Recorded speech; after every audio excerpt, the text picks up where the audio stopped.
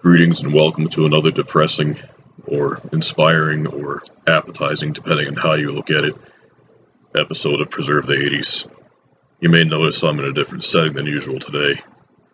There is a bit of a thunder snow blizzard earlier this week causing me to lose power, so rather than filming from my apartment, I am at the Connecticut Debian Center.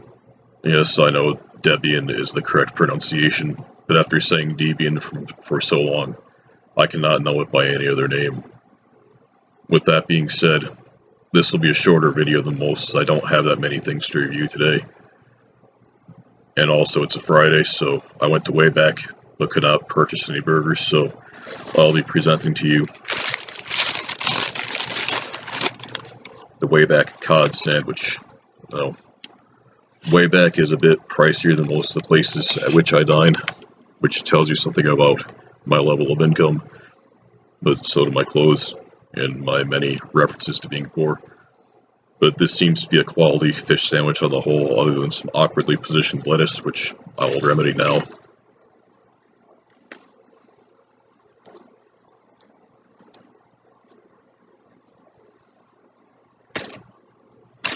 Also present are some Wayback fries, which I'll get to later on, and this Krispy Kreme coconut pie that I saw while stopping for gas at a convenience store that has filled me with curiosity.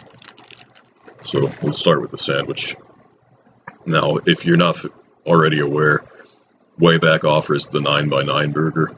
It's a 9-patty burger with 9 slices of cheese. Get it without the cheese and it's pretty good.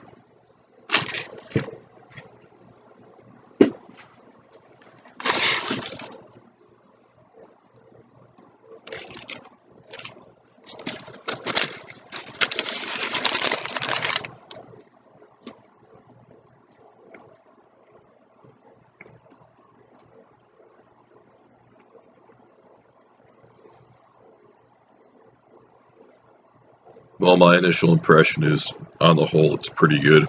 It's not great, but it's good. If I were grading it as a paper or test, I would give it an 83. The bun is not too soggy or too dry. The fish itself is good. They tried to spice up the breading a bit, which I always feel is a bad way to go. It's the same mistake Burger King makes with the big fish. Just let the fish be fish, that's all you really need to do.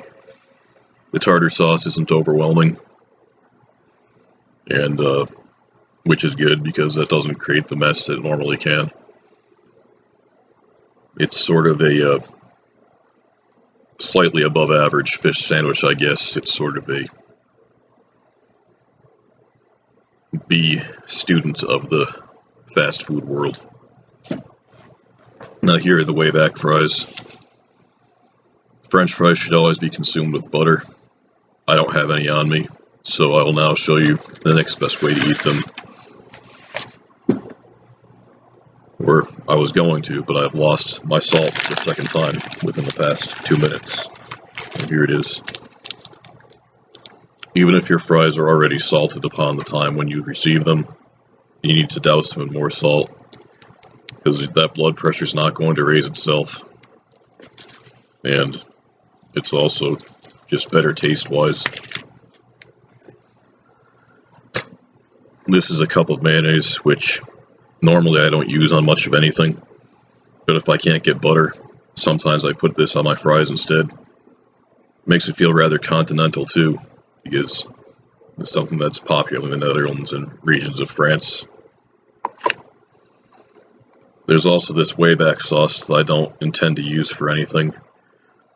I bought it solely because the price of my order would have come out to ending in a 77 plus 1 cent value after the dollar sign, and the number after 77 is one that I cannot speak or write or view without vomiting. So I guess this will just sort of keep me company through the end of the workday. And here is the coconut pie, which I think I already showed you, but let's get to the fries first.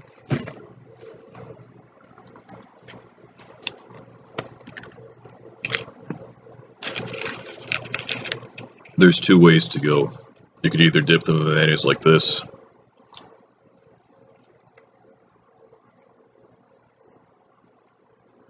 which is better for avoiding spills or getting your fingers dirty.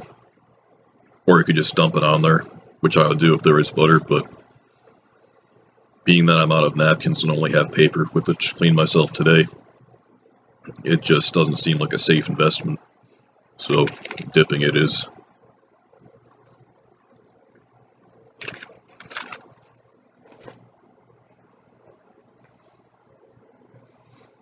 And to prove that I am not a hypocrite, if you have seen my convenience store Unsung Heroes episode, Haichu, and corn nuts. As I said before, buy corn nuts and people will know they can't push you around. This is a snack that you eat when you want the world to know you are not someone to be trifled with, that you have the strength and power and verve of a Wilfred Brimley. So here's this Krispy Kreme coconut pie. Krispy Kreme makes the greatest donuts on earth after Shipley Donuts, and I was very saddened when they didn't make it in this state, and when the farce of Dunkin' Donuts manages to remain in full swing. I've seen some Krispy Kreme products in convenience stores lately. I tried the honey bun and was sorely disappointed. I was confused, betrayed, hurt, lost. Krispy Kreme doing that to me is something that I never thought would happen, but here's the reconciliation period after the separation, and we'll see if this coconut pie gets us back to where we used to be. Let's see if love will lift us up where we belong.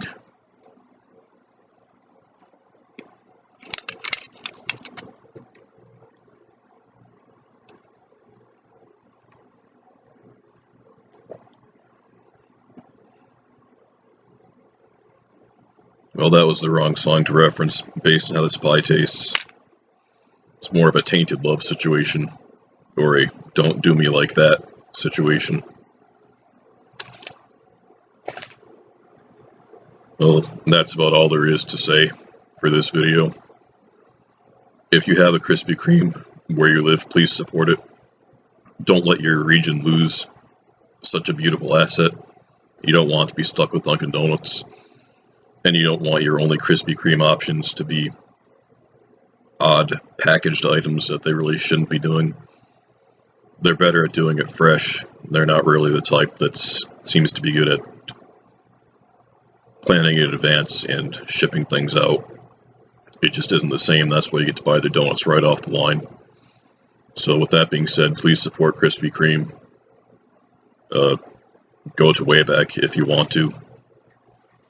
It's not a horrible option for a Lent-Friday lunch if you're Catholic. And don't put ketchup on your fries. Salt, butter, mayonnaise, those are the only ways to go. From the Connecticut Deviant Center, I bid you farewell.